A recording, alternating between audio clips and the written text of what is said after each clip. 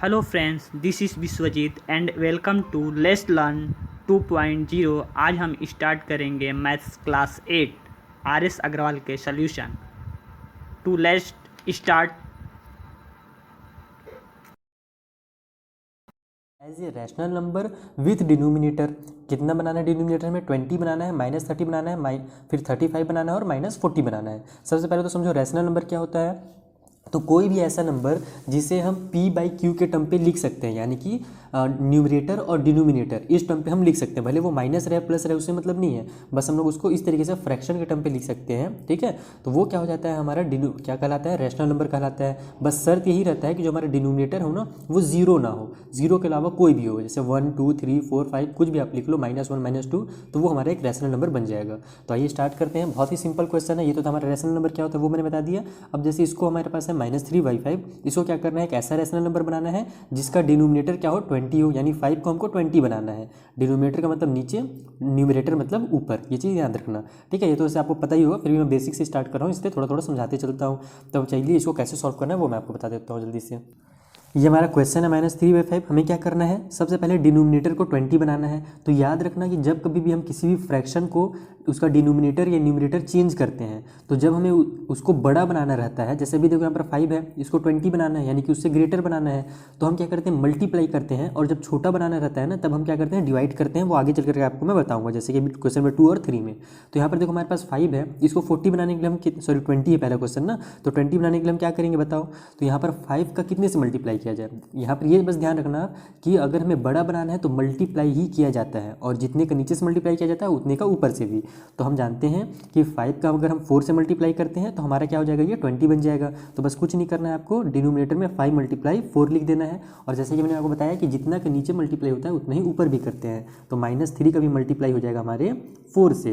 तो ये कितना हो जाएगा हमारा? 3 4 जो ऊपर में हो जाएगा 12, और नीचे में 5 4 जा 20। ये हमारा माइनस और प्लस, माइनस का साइन लग जाएगा, तो इसका आंसर हो जाएगा -12/20। देखा आपने कितना सिंपल है, बहुत ही सिंपल क्वेश्चन है। जैसे कि सेकंड वाला है हमारा, वहाँ पर हमें डिनोमिनेटर कितना लगाना है? -30 बनाना है। तब हम क्या करेंगे इसमें? यहाँ देखो हमारे पास क्वेश्चन है -3/5। अब इसका कितना से मल्टीप्लाई किया जाए डिनोमिनेटर में कि वो 30 बन जाए? तो जाहिर सी बात है 5 6 होता है हमारा 30, यानी कि 5 का हम 6 से मल्टीप्लाई करेंगे तो हमारा क्या हो जाएगा? वो 30 बन जाएगा। लेकिन यहाँ पर हमें केवल 30 नहीं बनाना है, -30 भी बनाना है। तो हम क्या करेंगे? इसका मल्टीप्लाई कर देंगे -6 से, तो ये हमारा प्लस और माइनस मिलकर क्या हो जाएगा? माइनस हो जाएगा। और ये दोनों साइन आपस में टकरा रहे हैं, तो जब कभी भी दो साइन आपस में टकराएं तो उनको एक को आप क्या करो? ब्रैकेट में क्लोज कर दो। ठीक है, तो 5 6 30 भी हो जाएगा, और प्लस और माइनस माइनस भी हो जाएगा। अब नीचे हम -6 से कर रहे हैं तो ऊपर में भी हमको -6 से इस तरीके से करना पड़ेगा। अब ये हमारा 3 6 हो जाएगा 18, और माइनस हो जाता है हमारा प्लस, ये ध्यान रखना। नीचे में हमारा 5 6 हो जाएगा 30, और प्लस और माइनस जो हो माइनस, तो ये हमारा आंसर हो जाएगा 18/-30 हमारे, यानी कि डिनोमिनेटर -30 हो गया और न्यूमरेटर में जो भी चेंज होना था वो हो गया। तो इसी तरीके से आपको जो सेकंड, थर्ड और फोर्थ नंबर का क्वेश्चन है उसको भी सॉल्व करना है। 5 का मल्टीप्लाई कर देना 7 से तो 35 आ जाएगा, और जब नीचे करना तो ऊपर भी 7 से कर देना। उस तरीके से -40 लाने के लिए 5 को मल्टीप्लाई कर देना किससे? 40 कितने टाइम पे आता है? 8 टाइम पे आता है, तो वहाँ पर हम लोग -8 से मल्टीप्लाई कर देंगे। तो 5 -8 से मल्टीप्लाई होगा तो -40 आ जाएगा। ठीक है, तो क्वेश्चन नंबर इसके जो बच गए उनको आप खुद से ट्राई करना, सॉल्व करना, बहुत ही सिंपल क्वेश्चन हैं। हम आगे बढ़ते हैं क्वेश्चन नंबर 2 में। देखो ये हमारा क्वेश्चन नंबर 2 है, जहाँ पर हमें क्या दिया हुआ है? -42 डिवाइड में दिया हुआ है 98। अब क्या करना है हमको? इसको एक्सप्रेस करना है, इसके डिनोमिनेटर को 7, यानी कि इस 98 है ना, इसको 7 बनाना है। तो दिमाग लगाओ, मैंने आपको बताया ना कि जब बड़ा रहता है तो छोटा बनाने के लिए हम क्या करते हैं? डिवाइड करते हैं। तो 98 को कितने से डिवाइड किया जाए कि हमारा 7 आ जाए? अगर मान लो कि डायरेक्ट आपका दिमाग काम कर देता है, यानी कि आपको अगर 14 का टेबल याद है तो आपको पता चल जाएगा कि 14 7 हमारा 98 होता है। लेकिन बाई चांस अगर एग्जाम में आप प्रेशर में हो, या फिर मतलब कि आपके दिमाग में आंसर ही नहीं आ रहा है कितना से डिवाइड करें, तब कैसे पता करते हैं कि कितना से डिवाइड किया जाएगा? डायरेक्ट आप 98 को ही 7 से डिवाइड देकर के रफ में इस तरीके से यहाँ पर साइड में आप जाना, और 98 को 7 से डिवाइड करके चेक कर लेना इस तरीके से। तो हो जाएगा हमारा 7 1 जा 7, बच जाएगा यहाँ पर 2, ये 8 उधर जाएगा, तो 7 4 जा 28। इसका मतलब कि 98 को अगर हम 14 से डिवाइड देते हैं तो हमारा कितना आ जाएगा? 7 आ जाएगा। Is that clear? तो यहाँ पर वैसे तुमको डायरेक्ट ही पता था, फिर मान लो अगर पता ना चले, यानी कि आपको टेबल ना याद हो, तब आप इस तरीके से चेक कर सकते हो। तो हम यहाँ पर क्या करेंगे? इसको डिवाइड देंगे किससे? 14 से। तो ये हमारा हो जाएगा -42, ऊपर में भी डिवाइड देना पड़ेगा 14 से क्योंकि हम नीचे भी दे रहे हैं, और नीचे 98 डिवाइड बाई 14, तो नीचे तो हमारा 7 ही आ जाएगा, इसीलिए हमने क्या किया है 14 से डिवाइड दिया है। ऊपर कितना हो जाएगा 14 3 जो होता है हमारा 42, तो यहाँ पर हमारा हो जाएगा 3, और ये जो माइनस है तो जिस तरीके से मल्टीप्लाई में होता है ना, सेम उसी तरीके से डिवाइड में भी होता है, यानी कि माइनस और प्लस माइनस हो जाता है, तो इसका आंसर हो जाएगा -3/7। इस तरीके से आपको इसको सॉल्व करना है। सेम टू सेम हमारा थर्ड नंबर का क्वेश्चन इसका, यहाँ पर हमें कितना दिया हुआ है -48 डिवाइड बाई 60 दिया हुआ है, और इसको हम लोग को डिनोमिनेटर कितना बनाना है, तो डिनोमिनेटर बनाना है हम लोग को 5, ठीक है। अब दिमाग लगाओ इसका कितना से डिवाइड किया जाए इसको कि 5 बन जाए हमारा, तो हम जानते हैं कि 12 5 जो हमारा कितना होता है 60 होता है, इसका मतलब अगर हम लोग इसको 12 से डिवाइड देंगे तो हमारा 5 बन जाएगा, तो नीचे भी 12 से डिवाइड दे दो और ऊपर भी 12 से डिवाइड दे दो, तो ये हमारा हो जाएगा -48 डिवाइड बाई 12 और नीचे में 60 डिवाइड बाई 12। देखो ऊपर नीचे दोनों में क्यों डिवाइड दिया जाता है, क्योंकि इससे एक बैलेंस बना रहता है। अगर केवल आप डिवाइड में यानी कि नीचे ही केवल 12 से डिवाइड दोगे, ऊपर छोड़ दोगे, तो वो आपका आंसर गलत हो जाएगा, यानी कि नंबर चेंज हो जाएंगे। समझ आ रहा है बात? तो यहाँ पर ये बैलेंस बनाने के लिए हमको क्या करना पड़ता है, ऊपर नीचे दोनों में डिवाइड देना पड़ता है। तो ऊपर हमारा कितना हो जाएगा 12 4 जो होता है हमारा 48, यहाँ पर ऊपर में 4 हो जाएगा, माइनस और प्लस -4, और नीचे में तो हमको 5 लाना ही था, इसीलिए हमने 12 से डिवाइड दिया था, तो नीचे 5 आ जाएगा। इस तरीके से आपको क्वेश्चन नंबर 1 2 और 3 सॉल्व करना था। आई होप आपको अच्छे समझ में आ गया हो कैसे सॉल्व किया जाता है। ये क्वेश्चन नंबर जो 4 है इसी वीडियो में हम समझ लेते हैं। यहाँ पर हमें क्या दिया हुआ है ना क्वेश्चन नंबर 4 में कि express each of the following rational number in the standard form. अब स्टैंडर्ड फॉर्म क्या होता है, स्टैंडर्ड फॉर्म का मतलब होता है एकदम लोवेस्ट फॉर्म, ठीक है, लोवेस्ट टर्म। आपने ये क्लास 6 और 7 दोनों में पढ़ा है ना, लोवेस्ट टर्म, किसी भी फ्रैक्शन को लोवेस्ट टर्म में कन्वर्ट करने के लिए क्या करते हैं हम, उसको कट करते हैं।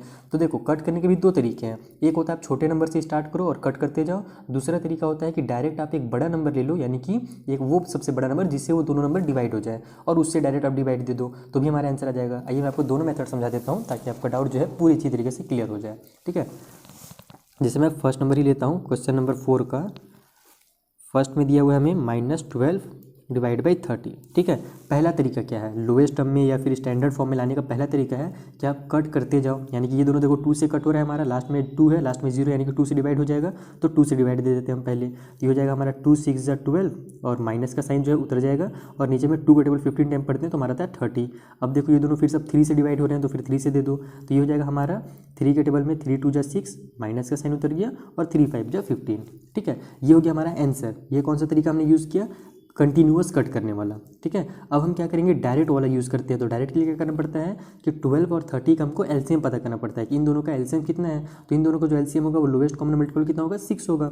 जब हम जानते हैं कि 6 ही वो टेबल है, यानी वो नंबर है जिसके टेबल में 12 और 30 आता है। अगर आप डायरेक्ट एलसीएम नहीं ले सकते हो, यानी कन्फ्यूजन है उसमें एलसीएम लेने में भी, तो आप क्या करना कि एलसीएम निकाल लेना साइड में, यहाँ पर इससे यहाँ पर निकालना नहीं है ना, बस मैं आपको समझा रहा हूँ इसलिए यहाँ पर निकाल के दिखा रहा हूँ। इस तरीके से एलसीएम निकाल लेना, ये हमारा 12 है, ये 30 है, तो ये हो जाएगा हमारा 2 के टेबल में 2 6 12, 2 के टेबल में 15 टाइम पे 30, फिर ये 3 के टेबल से हो रहा है डिवाइड, तो 3 के टेबल में हमारा कितना हो जाएगा 3 2 जा 6, और 3 5 जो हो जाएगा 15। अब दोनों अलग अलग नंबर से डिवाइड हो रहे हैं तो इसको नहीं करना है।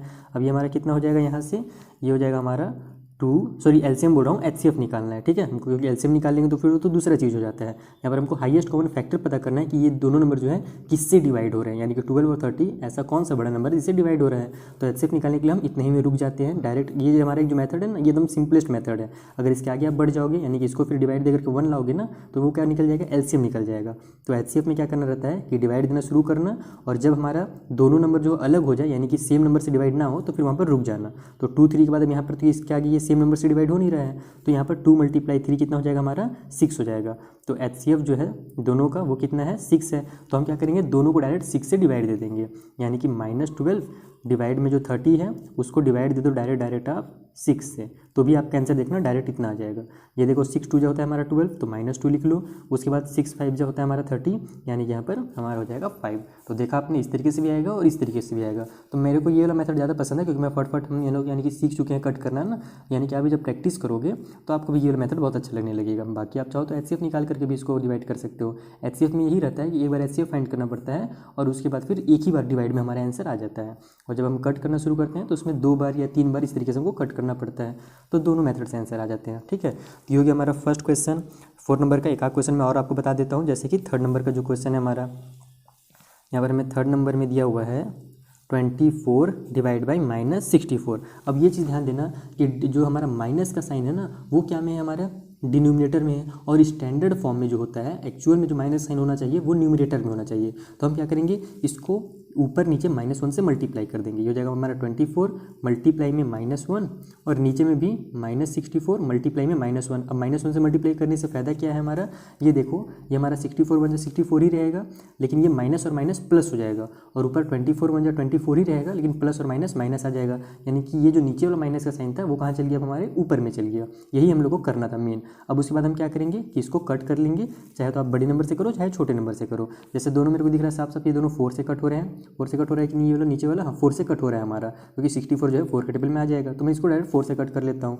तो हमारा 4 6 24 हो जाएगा, नीचे 4 1 4 बच गया, यहाँ पर से 2 इधर जाएगा और इसे 24 बना देगा, तो 4 6 24। तो हमारा कितना आ गया यहाँ से -6/16 आ गया। ये दोनों फिर से कट हो रहे हैं 2 से, फिर 2 से कट कर लेता हूँ मैं, 2 3 6 हो जाएगा हमारा, माइनस का साइन लगा लो और नीचे में 2 8 16, तो इसका आंसर हो जाएगा -3/8, क्योंकि अब इसके आगे ये दोनों सेम नंबर से कट हो नहीं रहे हैं, तो यही इसका फाइनल आंसर हो जाएगा। इस तरीके से आपको देखो स्टैंडर्ड फॉर्म में कन्वर्ट करना है। किसी में भी कन्फ्यूजन हो, चलो लास्ट जो क्वेश्चन है उसको भी मैं समझा ही देता हूँ थोड़ा सा। ये दोनों थोड़ा सा अलग क्वेश्चन है, -36/-63 है, यहाँ भी माइनस है यहाँ भी माइनस है, तो ये दोनों माइनस आपस में डायरेक्ट क्या होते हैं, कैंसिल हो जाते हैं। डिनोमिनेटर और न्यूमिनेटर जब माइनस होता है ना, जैसे कि माइनस नंबर और माइनस नंबर का मल्टीप्लाई होता है तो आंसर प्लस में आता है, उसी तरीके से माइनस और माइनस जब डिवाइड होता है तो आंसर प्लस में आता है, यानी कि माइनस और माइनस आपस में कैंसिल हो जाते हैं। ठीक है, अब उसके बाद ये जिससे भी डिवाइड हो रहा होगा आप इसको डिवाइड देना। जैसे ये 3 से मेरे को दिख रहा है डिवाइड होते हुए, यहाँ पर ये 6 और 3 9 और ये भी 6 और 3 9, यानी कि 3 से ये डिवाइड हो जाएगा, तो 3 से डिवाइड कर लेता हूँ मैं। 3 1 3 और 3 2 6,